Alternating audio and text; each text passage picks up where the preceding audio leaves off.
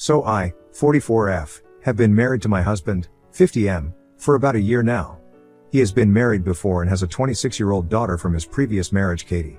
My husband raised Katie on his own because her mother had passed away shortly after her birth due to pre-existing medical conditions that had been exacerbated by the pregnancy.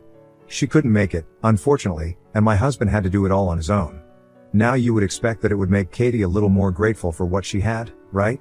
Well, that's not how it worked at all, with her, and instead, she became a really selfish, bratty, monster who nobody liked. My husband tried his best to make her a good person.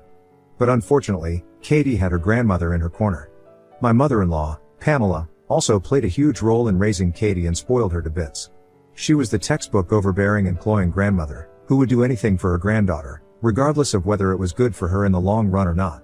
So I would honestly say that she was the one who was responsible for spoiling her and making her act like a total brat. Katie knows nothing about life, and yet, for some reason, she thinks she knows everything. I really tried my best to like Katie, but she was the one who made it almost impossible for me to get along with her. You see, she had made it up in her head that her father deserved better than me. So when he brought me home to meet them all, she was not impressed, and neither was her grandmother. That was almost 3 years ago, and since then, nothing has changed. Sure enough, they could never say anything to my face, but I knew they didn't like me.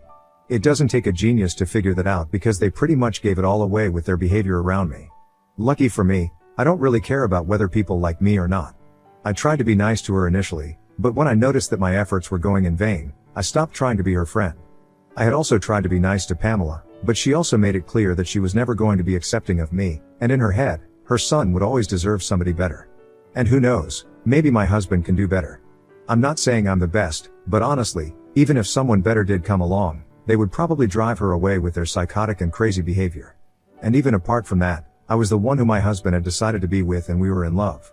The bare minimum that they could do was be respectful of that, but even that seems like an impossible task for them.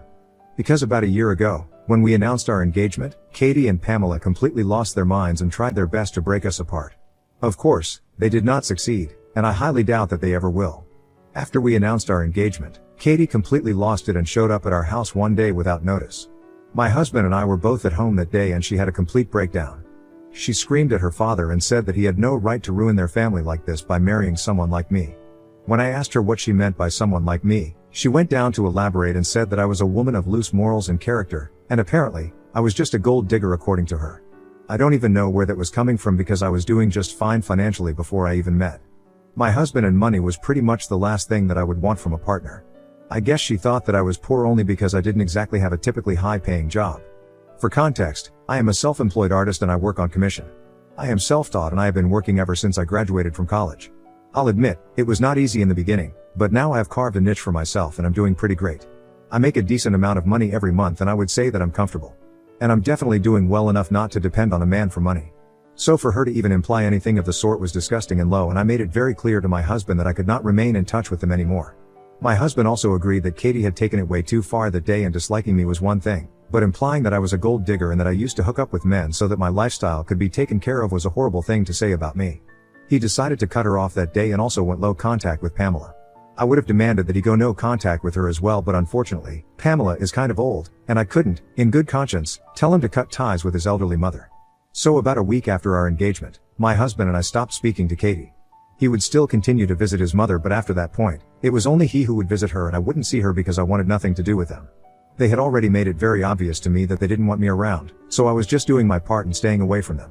Neither of them had been invited to the wedding because we were already not on speaking terms with Katie, and Pamela had said that she would not want to attend the wedding if her granddaughter wasn't invited. So that settled things and neither of them attended the wedding. I was okay with it. My husband seemed upset for a little while, but then he seemed to get over it. That was almost a year ago, and about 2 months after our wedding, we heard from a couple of people that apparently, Katie had gotten married in secret just a couple of months before we got married. She and her boyfriend from college got hitched in secret and announced it after our wedding.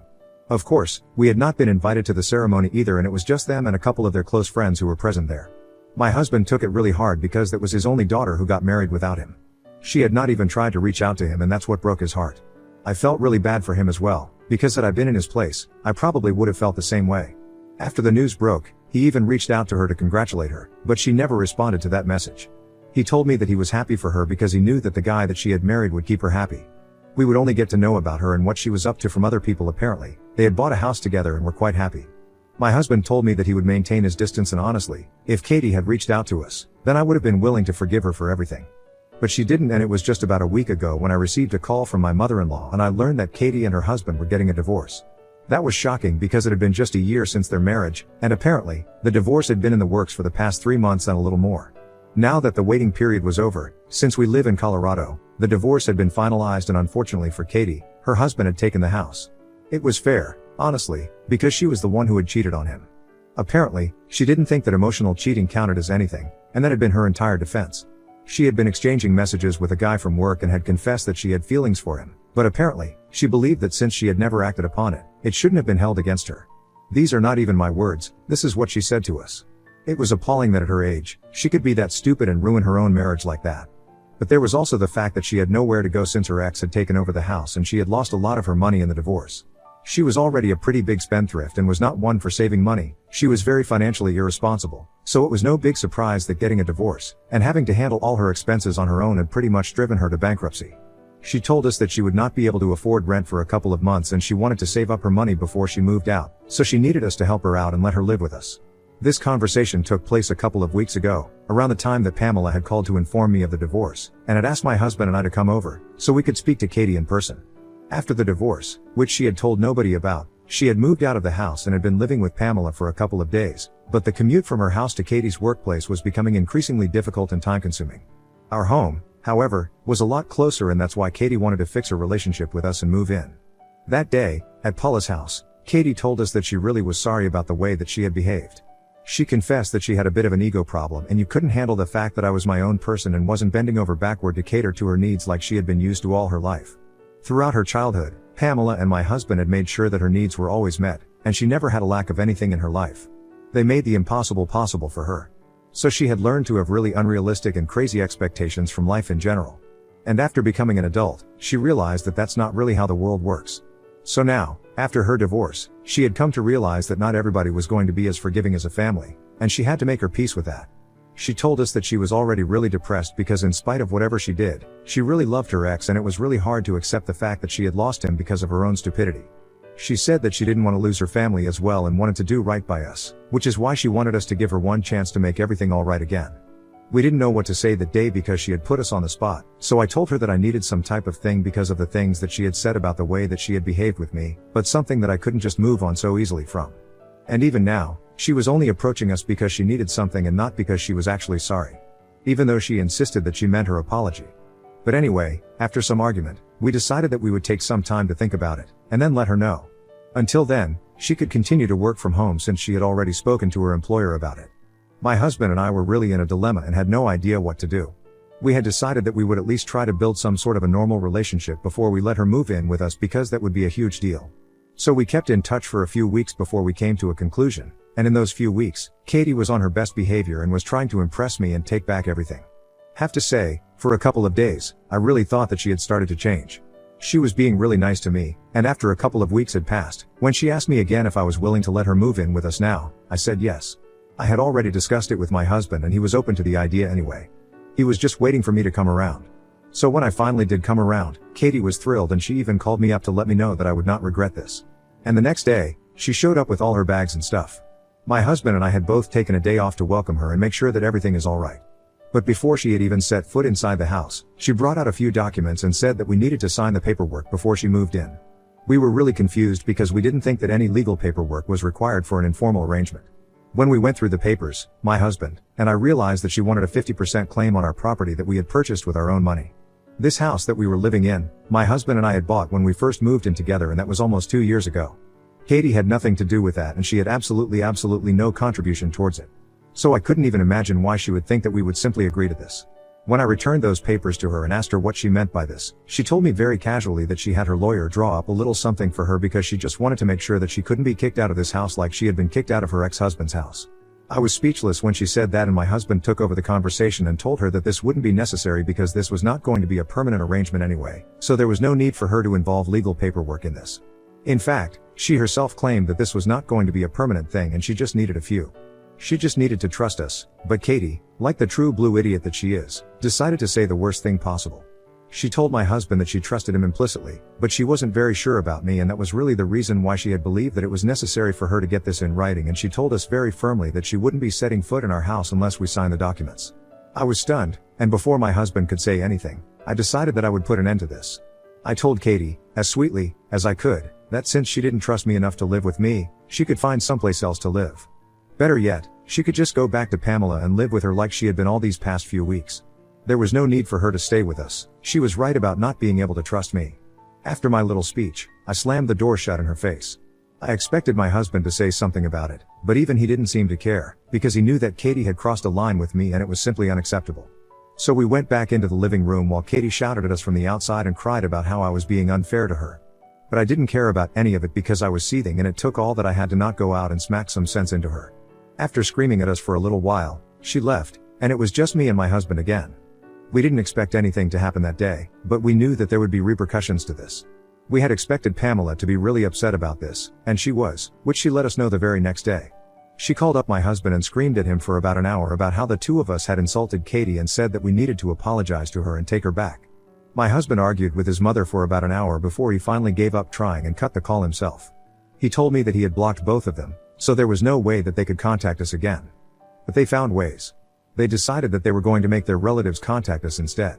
Now, my husband is not exactly close with his family because they are really weird and dramatic, and he just doesn't mix well with them. But for some reason, all of them believe that it was their place to come talk to him about what had happened with Katie. Everyone's been texting us and saying that I overreacted and that I owe Katie a huge apology. To them, she's just a child who has been a little paranoid, and reasonably so, since she just got kicked out of her house by her ex-husband and can't bring herself to trust people easily again. Apparently, everyone thinks that we need to be more accommodating of her and her feelings instead of vilifying her for it. First of all, I don't even know how people are calling her a child because she is literally 26. I don't think that qualifies as a child in any way, shape, or form whatsoever, but sure, she is the victim here. And more importantly, I think everyone's conveniently forgetting the fact that she had been kicked out of the house because she had been cheating on her husband. Now, I don't know about other people, but to me, that sounds like a pretty fair reason to get kicked out. Things have been really difficult to deal with because everyone is hounding us, me especially. Ida for kicking my stepdaughter out because she wanted to have 50% ownership of our house? Update 1. Hi, first of all, thank you so much for commenting on my original post and letting me know how much I am not a TA. I already knew that, but honestly, the way that my husband's family has been behaving would put anyone in a tizzy over it. Anyway, now that's clear, my husband and I decided to block everybody who had been texting us. It was a difficult process because there were a lot of people whom we had to remove from our lists, and people could refer to it as a mass blocking process of sorts. But yes, to sum it up, we have gotten rid of anyone, and everyone was trying to make us look like the villain just for standing up for ourselves. We can safely assume that Pamela and Katie are probably furious right now, but unfortunately, they have no way of contacting us, so we will never know for sure. After my post here, my husband and I had a serious discussion about this, and he told me that Katie had always been spoiled and entitled, but it had reached a level where even he couldn't handle it anymore, despite being her father.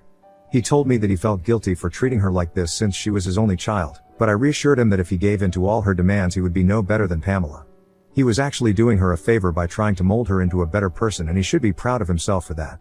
I don't have any kids of my own, but I knew that if I had any, I would love for them to have a father like my husband. That seemed to pacify him a little, and now, we are hoping that Katie takes the hint and tries to become a better person. Update 2. So, Katie decided to pay us a visit today. Thankfully, I was not at home at the time and I only caught them when they were leaving. I had to finish up my work at the studio today, so I was a little late. When I pulled up, I noticed Katie and Pamela getting into her car and they looked really upset. It was only after they left that I came out of my car and went inside the house. My husband was sitting on the couch and he also looked worked up, and I knew that there had been a fight. He was all red in the face, which only happens when he has been screaming about something. So I knew instantly that his mother and daughter must have said something to set him off. When I asked him what was going on, he told me that they had come to visit him under the pretext of fixing things with us. Apparently, they had contacted him from a different number when he was at work and said that they were waiting right outside our house. So he rushed back home from work to talk to them, and he expected them to apologize because that's what they had said they would do on the phone. But when he reached home and once they were inside, Katie started talking about how she was ready to forgive him, even though he hadn't even apologized yet, but she was not okay with me being around anymore. She had said that she had apparently put up with me for long enough, but now, I was overstepping and I had no right to do so because I was not her real mother. So, she expected my husband to talk to me and acknowledge the fact that I had screwed up by insulting her when she came over the other day and apologized to her.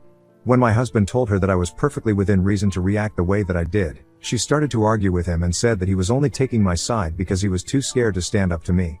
She accused him of being a coward and said that she was ashamed of having a father like him, who couldn't even stand up for his own flesh and blood. So that turned into a full-blown argument, and my husband informed her that she was in the wrong here, so she didn't exactly need anybody to stand up for her. And more importantly, she already had Pamela on her side, and her grandmother was going to support her no matter what she did, and no matter how messed up it all was.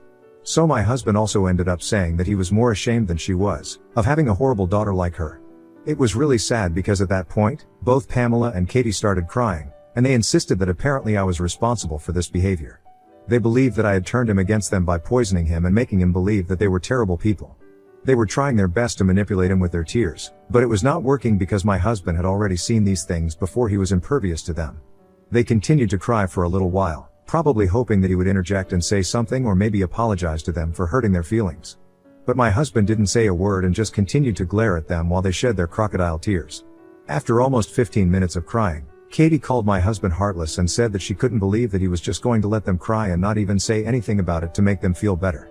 When my husband said that he knew what they were up to and said that these tactics were not going to work on him, she got even more offended and said that these were not tactics, but she was just genuinely upset that he, as a father, was refusing to take accountability for his behavior and make things right with her again. She blamed him entirely for allowing me to insult her, and she even played her mom card and said that apparently, her mother would be disappointed in the way that he was treating his family now. That's what set him off on a rampage, and he ended up saying everything that he had been bottling up for so many years. He called Katie the worst person ever, and said that if her mother even had a clue as to what a horrible person she had turned out to be, she probably would have chosen to remain buried underground because nobody would want to have a daughter like her. I personally thought that was a little harsh, but honestly, the way that the two of them have been pushing my husband, and backing him into a corner for the longest time, I'm surprised that he didn't snap earlier. Somebody with my patience probably would have cracked way before he did. I honestly think it's commendable that he was able to avoid this meltdown for so long. But it was long overdue and it finally happened today. Just before I came back home, he had been yelling at Pamela for ruining his daughter, and he told her that now that she had finally made her into the awful kind of person that she wanted, she could take responsibility herself and keep him out of it. That's what they had been fighting about just before I came back home, and the two of them decided to leave because they had had enough. And honestly, so has my husband. I calmed him down after they left and we got our finest bottle of wine to celebrate the fact that he had finally laid out all of his feelings and he wasn't going to have to deal with this drama in a long time. I think that's pretty celebration worthy. Update 3. Hi, guys. It's been almost a year since I last posted here, and wow, I can't believe that's how different my life was back then. I just randomly thought of this account a couple of days ago and it took me a while to remember the credentials, but I managed to log in today. So, a little update for you guys. Katie is still living with Pamela from what we know, and thankfully, they are staying far away from us. They did not try to contact us after that huge blow up with my husband, and I am honestly very grateful for that. My husband and I had a pretty uneventful couple of months after that, but then, we decided to adopt a dog. Having kids was out of the question for us obviously because I was really never interested in having children, and I think I'm at an age where my body would not be able to support a pregnancy, either, without endangering me. We did think about fostering a child or a teenager, but I honestly don't think that either of us is emotionally or mentally prepared for that yet. But a dog? Yeah, that was perfect. Now, I know that we shouldn't compare kids to animals and pets and stuff like that. But honestly, ever since we rescued our 3-year-old golden retriever from the bound, life has changed for us. His name is Bob because we thought it was a funny name. He has brought us a lot of joy and we are really grateful that he chose us as his parents. We post about him all the time, and the funniest thing is that a couple of days ago, a friend of mine told me that he follows Katie and she had tweeted something about being replaced and stuff. And even though we can't prove it, because she never mentioned a dog or anything, we were pretty sure that she was talking about Bob. To think that she was jealous of a dog was a hilarious thought, and I could barely stop laughing when I first heard about it. The saddest thing is that I think my husband probably would have forgiven her if she had just had the decency to apologize. I mean, of course, she is his only kid, and I know that it can't be easy for him to live life apart from his only daughter. But he has to do it, and I honestly think that it's Katie's fault. I just wish that she had apologized, and Pamela had actually forced her granddaughter to be a good person for once. But whatever, my husband and I are happy and we spend our days with Bob. Life's good.